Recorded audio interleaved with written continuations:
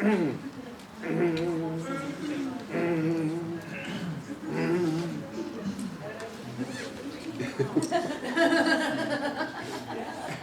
onward. Okay.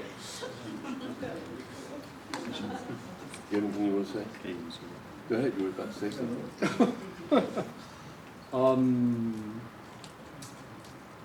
We're going to go right up to the 9:15-ish.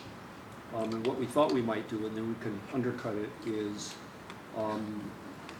there's at least two major of the 108 major works of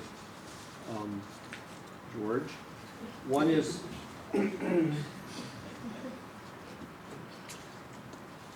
Axial Stones, An Art of Precarious Balance, and I've petitioned him to, at some point, say something about axiality. He already mentioned it tonight. And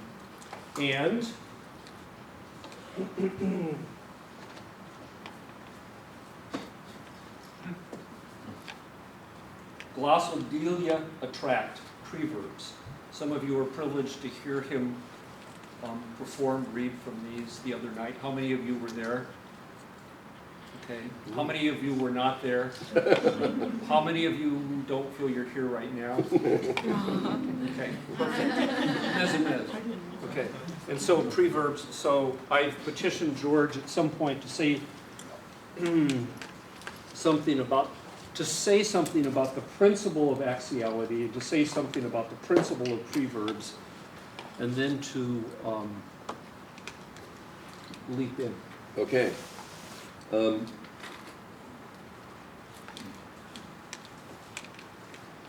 Okay, I want to pursue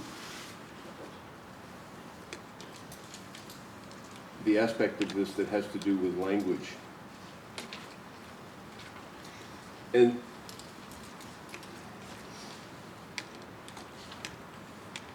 people think that writing has a craft that can be taught. And we have a writing culture now that's big on this idea. And the writing workshop, the MFA in writing and poetry. So we have a very popular concept of writing as something that can be enhanced by the effort of learning to write. Now, I don't have a position about whether that's true in the general discourse. I mean, people do learn to write that, quote, better. But I think if you study it, you will find that it's a little bit like what's happening in jazz. People can now be taught to play perfect Coltrane. And this is the classicization of jazz. And it's eerie and even creepy. Even though when you hear it, you might think, wow, that's really, you might get turned on because, I'm not saying it does or doesn't work at whatever level it has to work at some level. Everybody seems to like it, okay? And the Ken Burns thing on jazz had a fantastic ear for the classic pieces of each of the people he represented. It's what he didn't represent that really, to me, defines the limits of what he was doing. And I'm not going to give you a specific critique of that because I don't want my opinion about that to be in any way affected. I don't want to affect anybody's opinions about jazz or anything like that. I'm talking about a principle. The principle of jazz is something that is created in a context that is so powerful and on fire with its own reality that nothing was ever like it before its moment. And the people who've lived jazz that way know that about it. But I'm not sure what good it is to valorize that notion as a counterforce to culture because it just becomes another notion. But the fact is that music that is alive like that in its own way of being what it is not something you can just teach like this is the sound of Coltrane and now you can do it. I'm not saying it's evil or bad or wrong or anything of the kind. It's just the endangered species is the real. That's always true. In every art form, the endangered species is what is really real. And you've no way of categorizing that in such a way that you can prevent the danger. The danger is always, is of the nature of the beast. It is always there. It is always going to be there. And it's how we conceptualize our own experience that is at stake. But you watch how jazz musician handles this. I mean, the way they listen to each other, the way they get into, when they play together, the real guys really know how to listen. And it's all about listening. It's all about being right there in a way that nothing else is like that. Nothing else is like true listening. How does that apply to our question? Let me read you a couple of other things that came to my mind. I wrote, I am reading as I write. So I'm writing as I read. If you want to teach, when I have taught the few times that I've been asked to teach writing workshops over the years, and I've taught them, I basically teach the occasion of reading and try to make it happen so that people are turned on, and then they can't wait to get out the door and go run home and start carrying on that energy. And that's what musicians do, right? You hear something and then you can't wait to start doing it yourself. But the it you're doing is always different. It's always what you're doing right at that moment. So that's got to be relevant to the question of the Poetics of Enlightenment. That what we learn from art in that sense is a teacher. It's a true teacher. The poet Garcia Lorca had the notion of duende. And he wrote an essay called, what was it called? Duende in Modern Poetry or something like that. Huh? Theory and Function of the Duende. That was another one, yeah. There are a couple of essays, actually, that were very powerful. And Paul Blackburn, I think, the poet, translated that originally back. But anyway, it was a point at which poets were all aware of the notion of duende. Duende is a weird word. It's in Spanish, but it comes really from a kind of gypsy notion of, means a little kind of creature, a little kind of entity who's impish, like an imp kind of thing. But what it meant for Lorca was something that was so close to the margin between life and death that it would bring it to the state of that kind of edgy, that kind of edge. I don't want to say edgy, because it's not edgy, it's edge. It's right at the edge. It's something so precarious that it doesn't know if it's going to last another minute. And you could tell the flamenco dancer as to whether the dancer had duende or not. That was always the question. And if you've ever seen the difference between the really expert, elegant, great, international, famous flamenco dancers who dance from country to country and are always on stage and are always perfect and the whole thing, versus going to one of those little night joints in Madrid and catching these people who can't help but spit on you as they embody this thing so incredibly, and it just, the sweat and everything is just coming off them. It is an incredible phenomenon to see the real thing. It is so beautiful, it is so amazing. And you walk out with a different body. You have a different body. You come in there with one body and you go out with another one.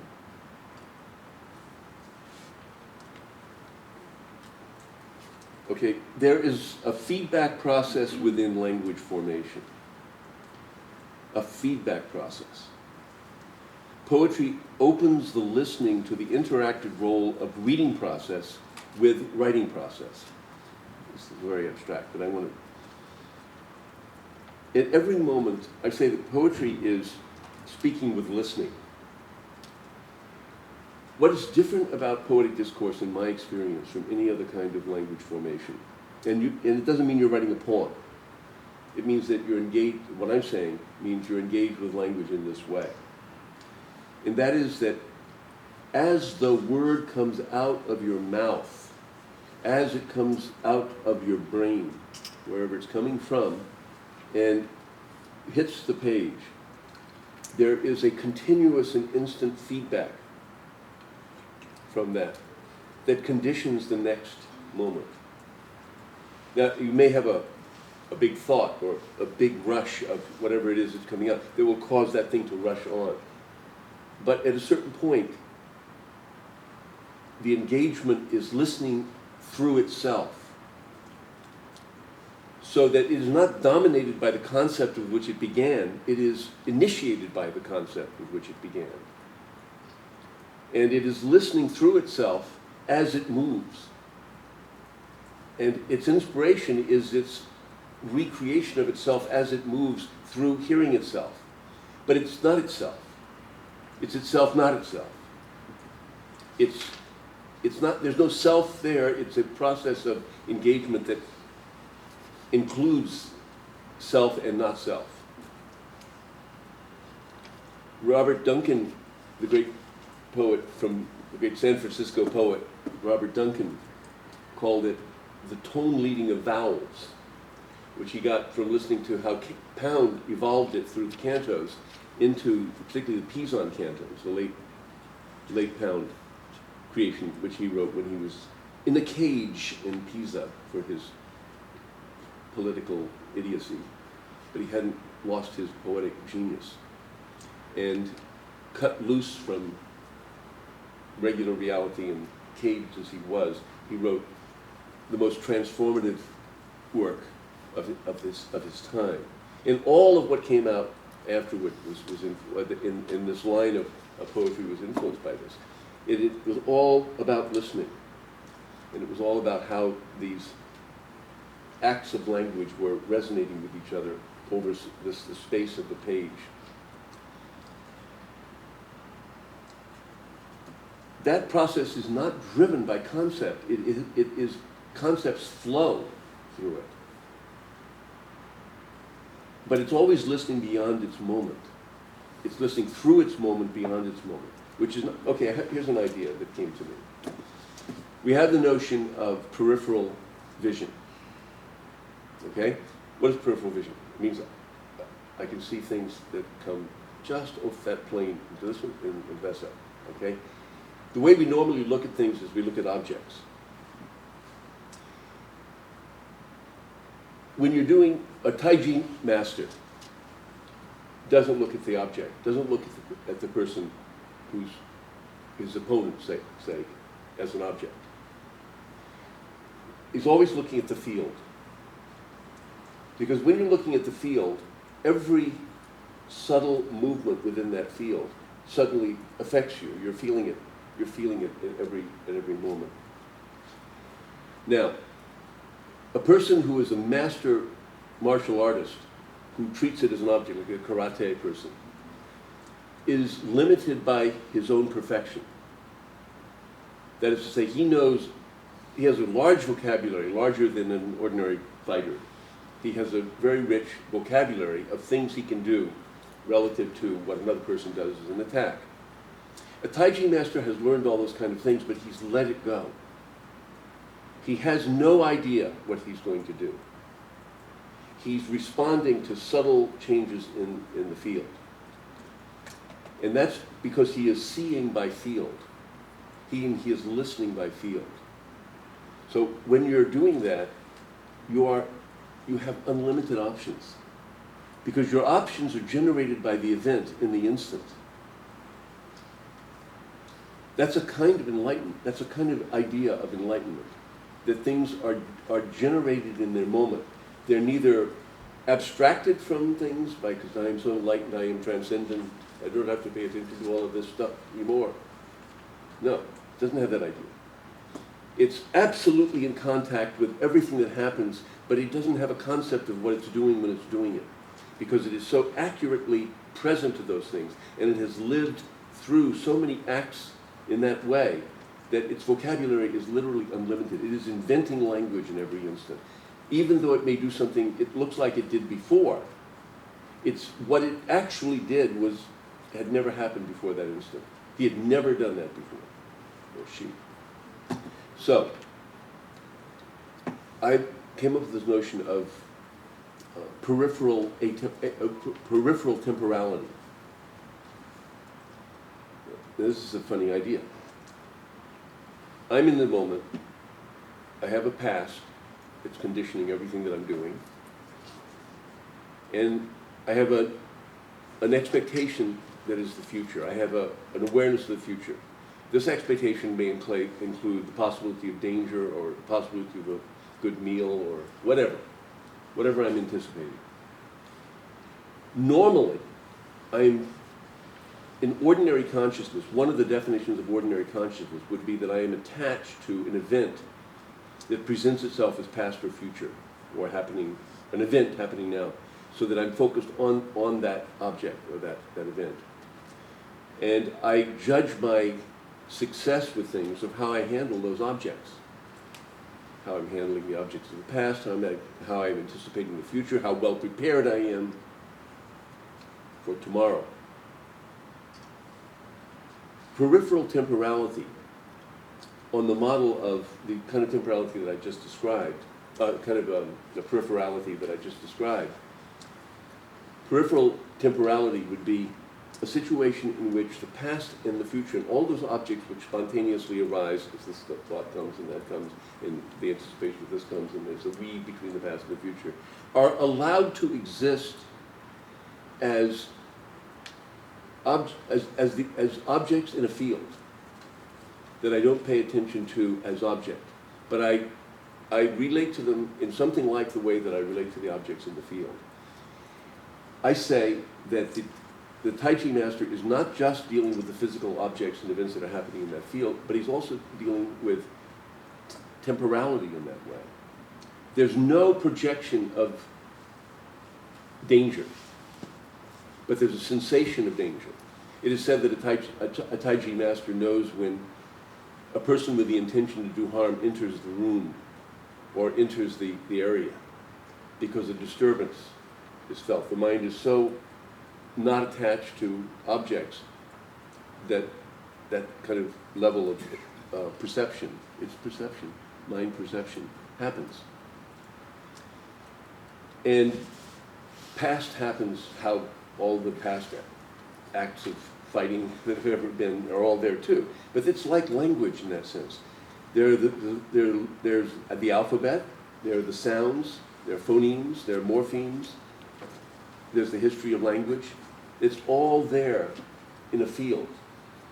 But the intelligence arises in the aliveness of the moment within it that is literally not reducing any of that information. Every time you perceive something, you reduce the information. You limit the options. Of course, there's no way around this. That's how we're hardwired to do it that way, by the way, one way or another. But the possibility is there in the human mind to allow this other way of handling the totality of past, future, space, time, all of that, as though it were, in a certain sense, it's an atemporality that allows temporality to arise spontaneously. Now, I'm giving you this description because just thinking this alters thinking. Just thinking the possibility of thinking other than we think alters possibility. And so there's a poetics involved. That is to say, there's a process of discrimination that affects the next moment of discrimination. And that's a very raw, basic form of poetics.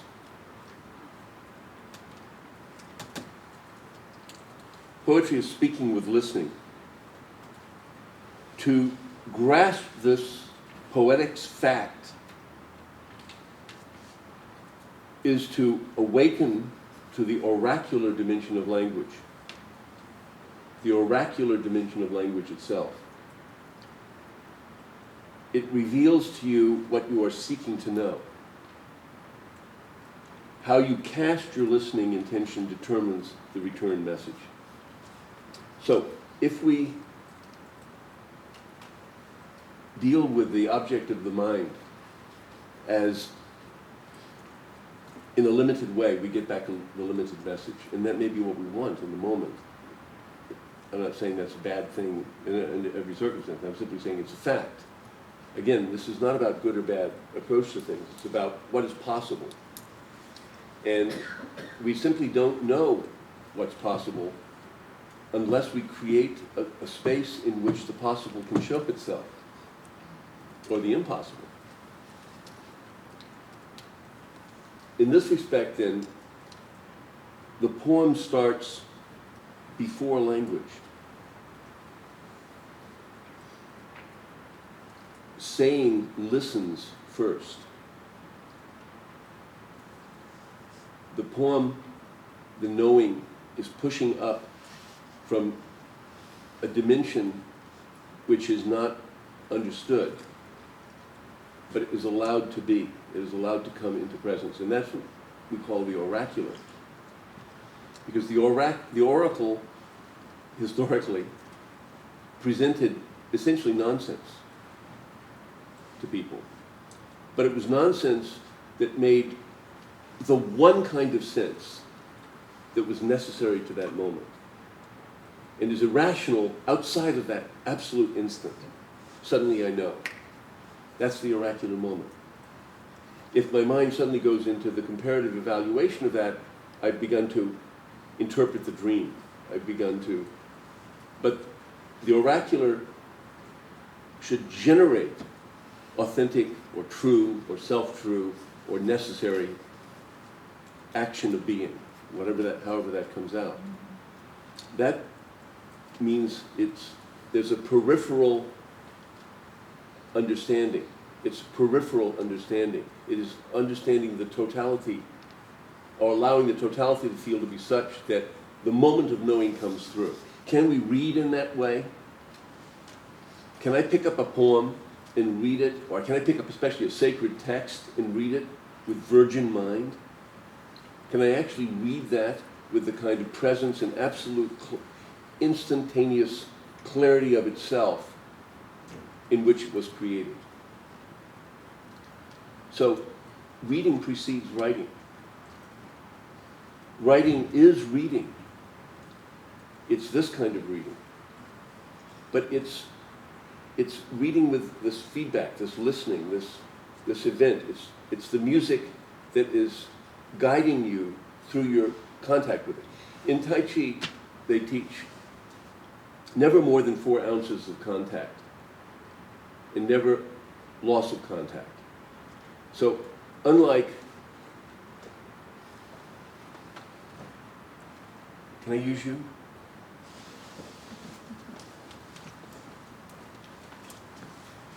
Here. Put your hand here. Okay. Push me. Push me. Push me. Harder or just... Any way you want. Okay. Okay. There. All right, do it again. So, all right, go ahead. That's 4 ounces. Go ahead. Okay. It doesn't matter how hard you push, so go ahead. Because I'm not going to let you give me more than 4 ounces, you see?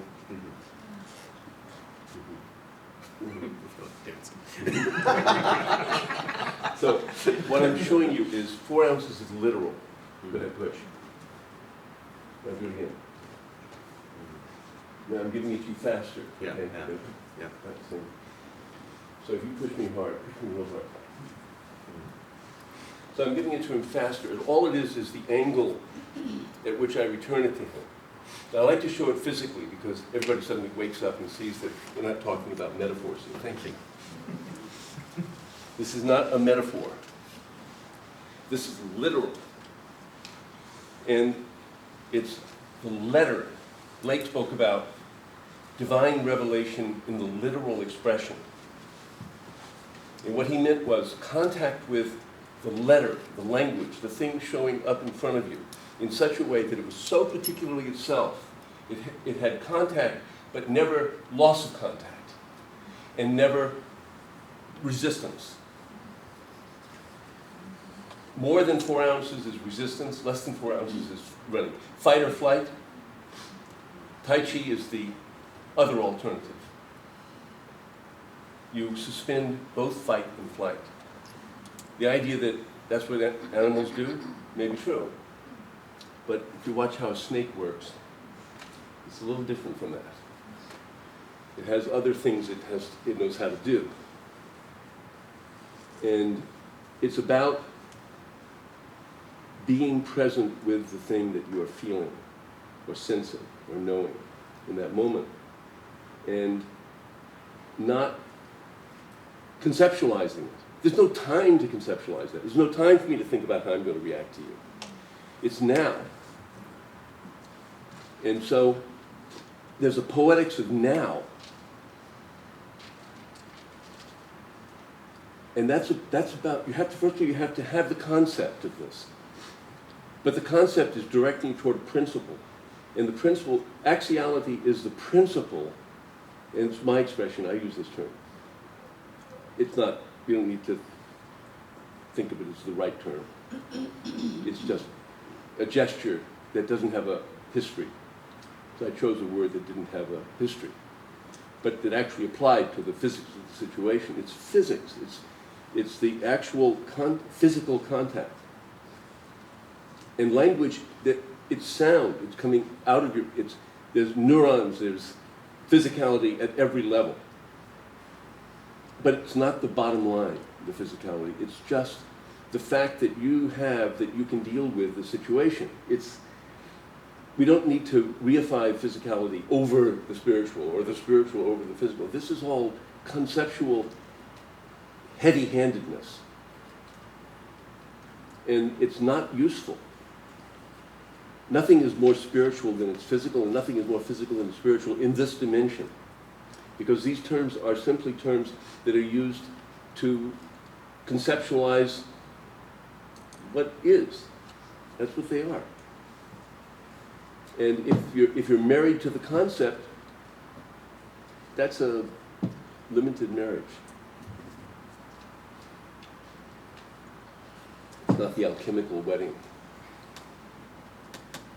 So moving right along here. So I'm saying the poem starts before language. The Tai Chi act, the meditative act, is the state itself. Whatever that is. I mean, even the word state, of course, implies certain limitations, so bracket state. But it is this condition, of course, would be another word, but that's got its own limitation too. But it is this way of releasing but not being out of contact. So the idea of this peripherality of the space of time of past and future is not about being above it or being absent from it or being disconnected from it at all. It's about a different kind of contact, a contact that is feeling where it's going as it goes.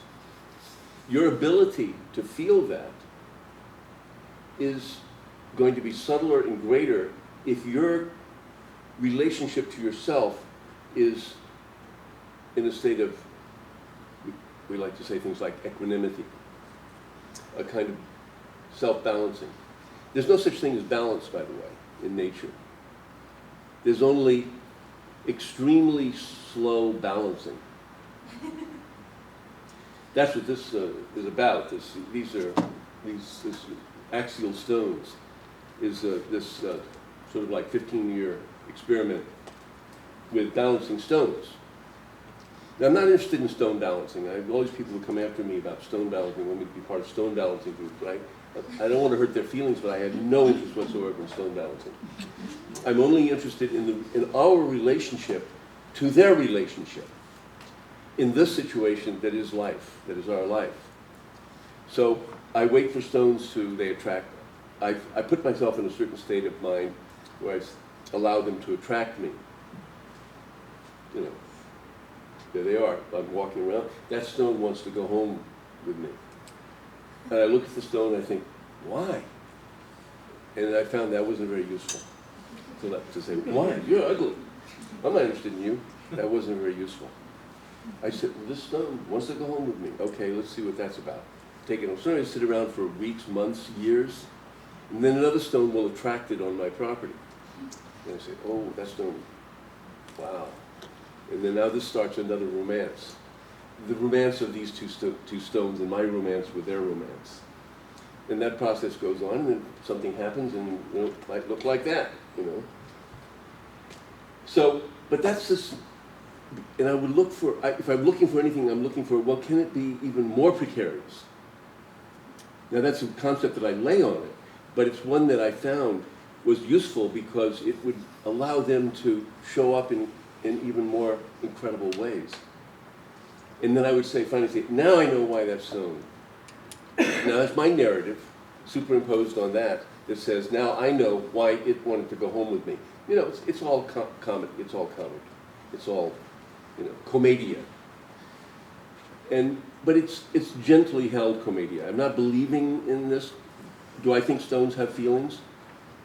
It's very useful for me in the process of working with those stones to allow the possibility that they have feelings. What can be harder to sense than a stone? I did about 20 years of body work, where I learned to do different body work systems and work on people therapeutically. And out of that I evolved what I call axial body work. And it's based upon this same kind of thing, a certain level of very, very light touch, but where we work toward the center. And my ability to feel that and feel the stones and all of these different things are all part of the same thing. What I'm interested in is how the attention to the possibility of principle as something that speaks to us or allows speaking to occur, but isn't heavily conceptualized as though the stones is nature and I'm an animist and all of that. Call me an animist. Hey, you can call me worse things, and it's fine. But I'm not. I'm just a being who is trying to listen to how things can speak when you are free in your own being, in your own body, and you're listening to something else. To me, that's what Poetics is about. It's how we can instruct ourselves in such a way that we don't limit the reality, that we allow the reality to further itself. The great poet Charles Olson, had this notion of further nature. And the instant I read that, he only says it once. Unlike most of the great things he said in multiple different ways. He only said this one once in the Maximus form, later Maximus form. And it's how things come to their further nature. This is very amazing notion. And Herbert Gunther, I'm going to put two notions side by side that are very profoundly influential for me. Herbert Gunther, and you'll have to correct me, Stephen, because I'm quoting from a book that Stephen essentially edited. So if I get this wrong, slap me. That's a pre-slap. Now I know what I'm in for if I get it wrong. He said, basically, I'm going to give a really crude paraphrase here, so don't slap me yet. From a Buddhist conception, from a Dzogchen conception, which is really what we're talking about, there's practically no pre-programming you can talk about. We're not pre-programmed to be. We are free in being. That's what it means. The primordial Buddha, the primordial reality of Buddha nature, of the awakened nature that we already are, is the unpreconditioned way. Meaning it's empty means that it essentially means it's open. There's no conditioning that needs to be, that must absolutely be. Okay? So, but he does say there is one thing, however, that does seem to be in the pre-program. And that is the tendency toward optimization. Yeah? Good. Got through that one, okay. The tendency toward optimization. We are hardwired to optimize. Now, the hard version of optimization is idealization. Civilization seems to have veered its optimization into the idealization path. Certainly Plato didn't help that matter much. But the idea that can be an archetype that is a model for truth, or there can be something that is truth beyond, that is absolute in its nature, and things that happen in some kind of simulacrum-like way to it. But that's a hard way. That's the karate way. The Tai Chi way. Forgive me for you invoking these metaphors as though I'm valorizing these things, but it's just my limitation. Those are the things that I've studied. Would be to understand that there is no right way to do something. There is no right way to do something. That's a poetics choice, to accept that. There is only the way it is right in its moment of being what it is in that moment. And that's instance specific. To have any other idea about it than that is counterproductive because it gets in the way of what you're doing.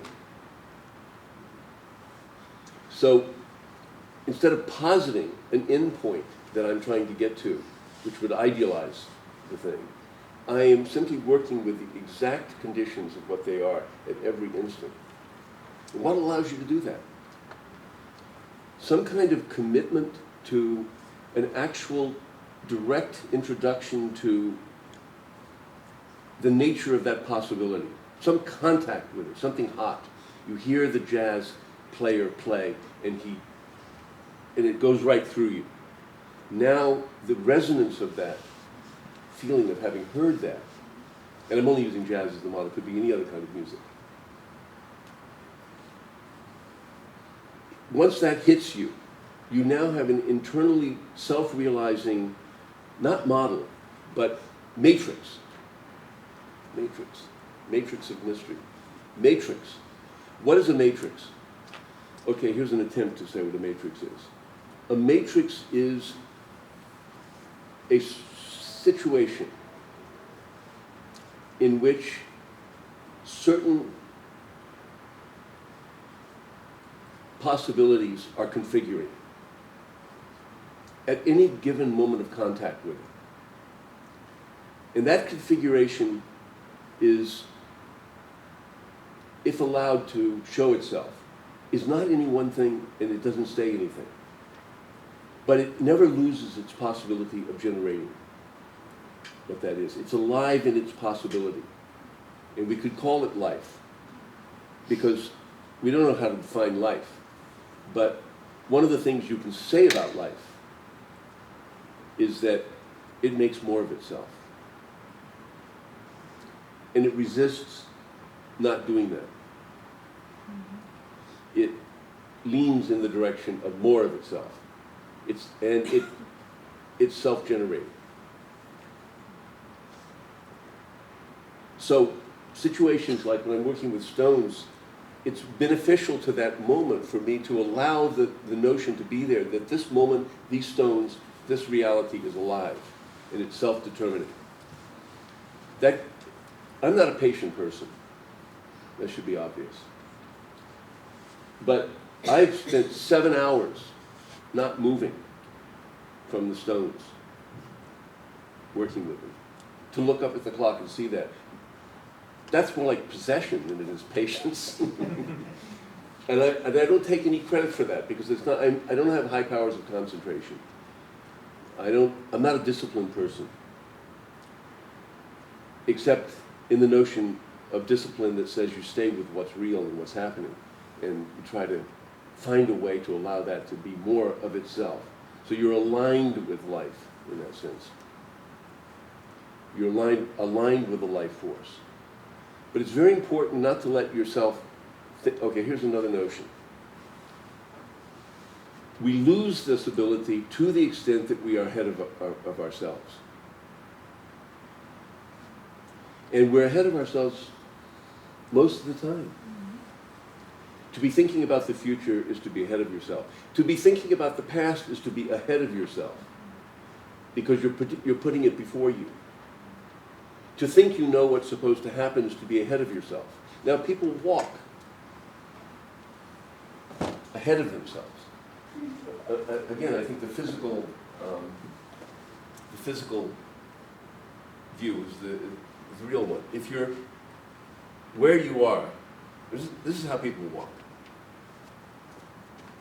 Okay, technically what's happening at that moment is that I am, first of all, at rest on my wheels, so I'm not balanced. So I thrust myself into the next moment. I go.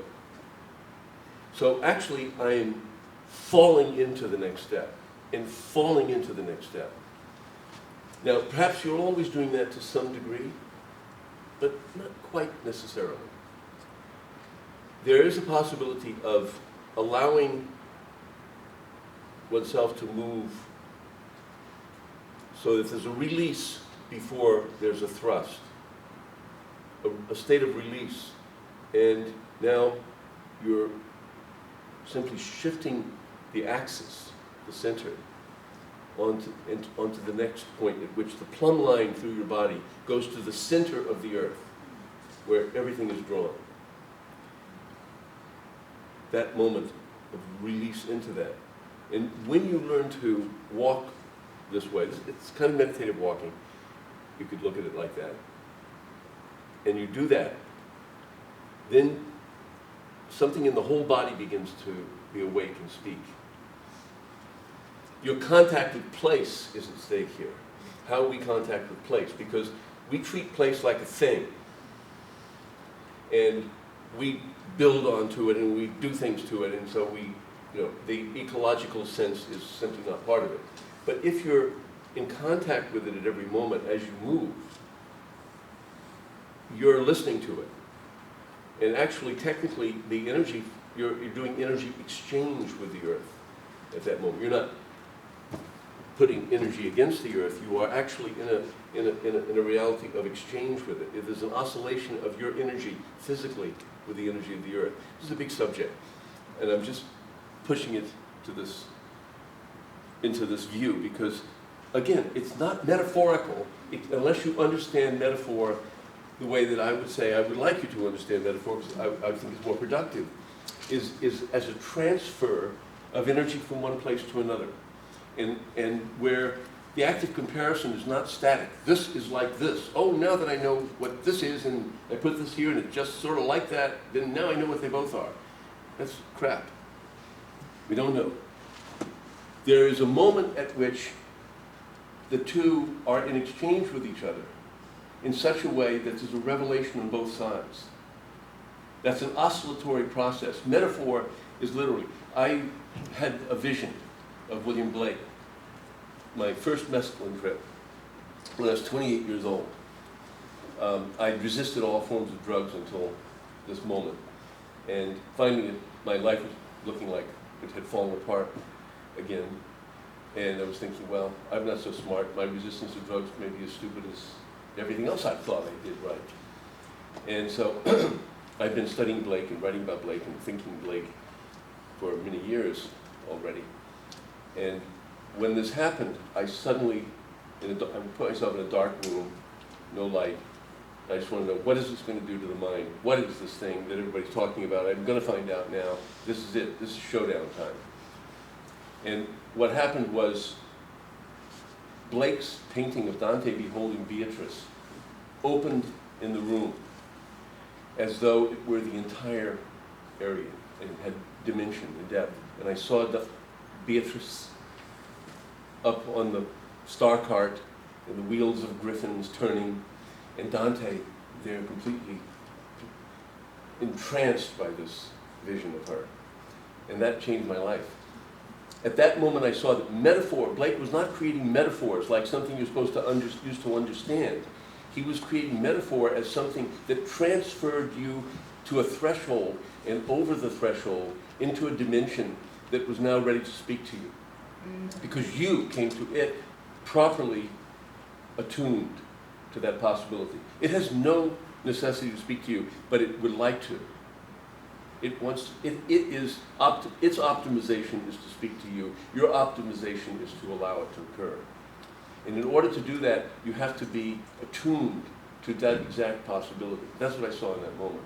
And that was the beginning of everything for me from that point on. So, it's about listening, it's about learning to listen in such a way that the listening isn't for something, it's with something.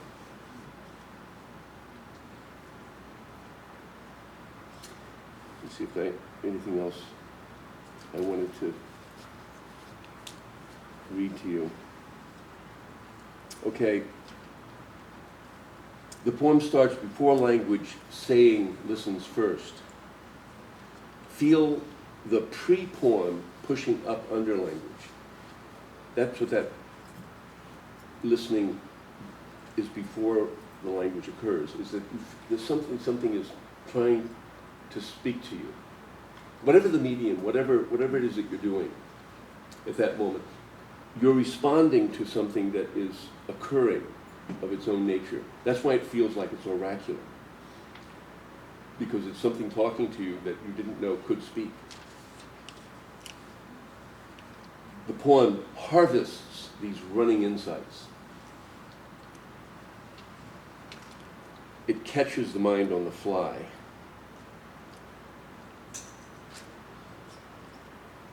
And this is the last thing I will read from this. The request implicit in the poetic act is the action space letting forces push from the perceived other side of mind. The request, okay, Gurdjieff used to like to say, the universe is a response to request. We're requesting something all the time.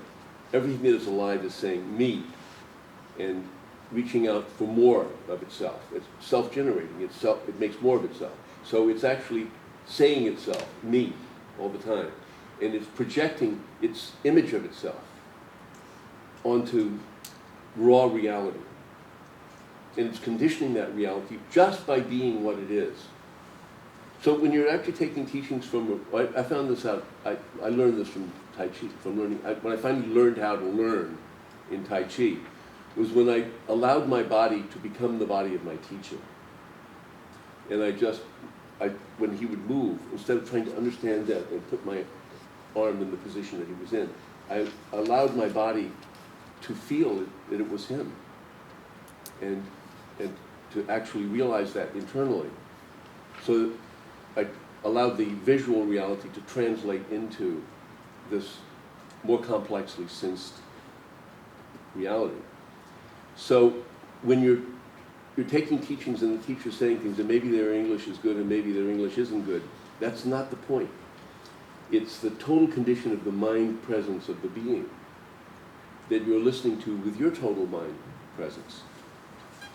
And that's what it means to take teachings or to receive transmission, is to be in that condition in which you allow yourself to sense the openness of this being and what through the openness of your being in a kind of listening. It's listening. Meditation is really listening. It's just an extremely subtle form of listening.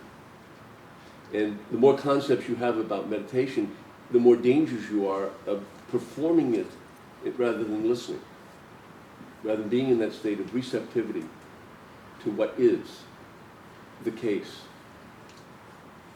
without discrimination in advance of the case. So that's it. That's what it is. And I mean, what it isn't.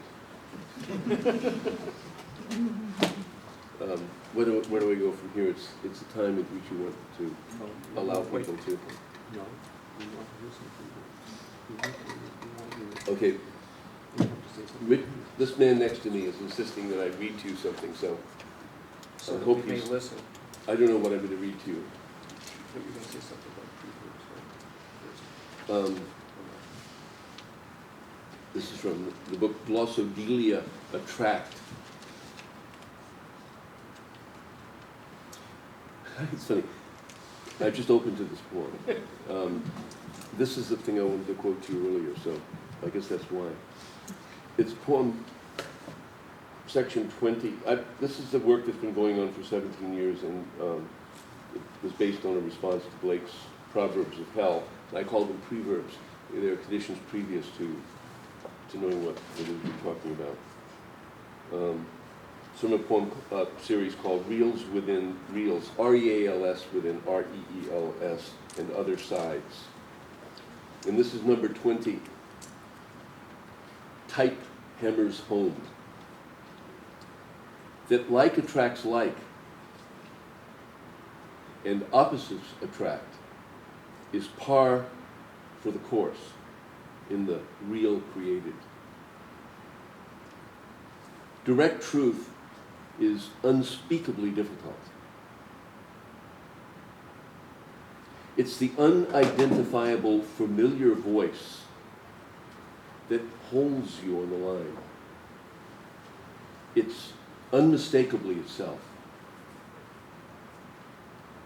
I go at it with everything I have, and it still gets away. I'm left with my arms around a charged emptiness, yet feeling feelings never felt. It almost feels good, yet it's beyond hard to know. Indecision, where no decision is called for, is an alternate reality. These secrets from the deep are not truly secret, and there is no deep to speak of. We seem to be drifting, but in truth we are gathering as the body breathes in a fall. Alternatively, we are dancing in silence and conversing with noise as greater good. A new formulation in the moment is a future unveiled. Any stripping down has eros. It seems dark in here, but eyes are in surround and everything open to visibility. It's hardly a matter of style that no name comes forward, but literal force in letters.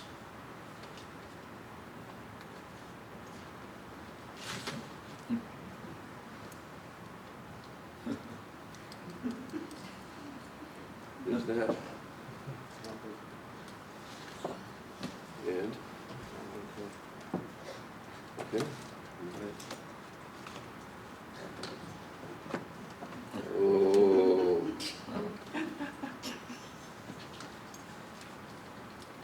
Okay, this is poem 1 of a sequence called Feedback from the Periphery. I'll say something about that in a minute. 1. Listening in surround. Waking up like a bat out of hell. And how can I maintain independence of sense except as it sounds afield? I question the mark that tells me I question, when in fact I only speak in question. Time to acknowledge that the languaging of truth is not behind, but ahead of itself. It proceeds, as it were, tongue first. This is a posture like the difference between monkey and man, spinally speaking. They get high differently, and neither can stand lying about on the ground too long, and neither can stand lying about on the ground too long. They're all about acting up. In a world, all action there remains an own action. I leave the trees to the eyes and the rare arms around. There's discipline in disinclination. No leaning into the fall, but directing the fall in. Getting a grip accords to the branching. A soft hold between swinging and breaking. I pick up on the fall in simulacra of my own principle. Embracing my empty feeling, squeezing gently, oscillations slow to no, but saying. Overhearing is the only proof. I direct the scientific method, I detect the scientific method as far as the eye can see. We have different modalities of being everywhere at once. Hyperlocal, unendingly. My date with the daimon, dream, drags a questionable entity out for questioning.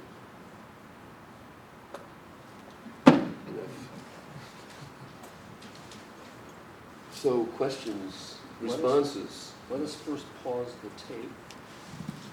Our higher power here to change the tape. And then our responses.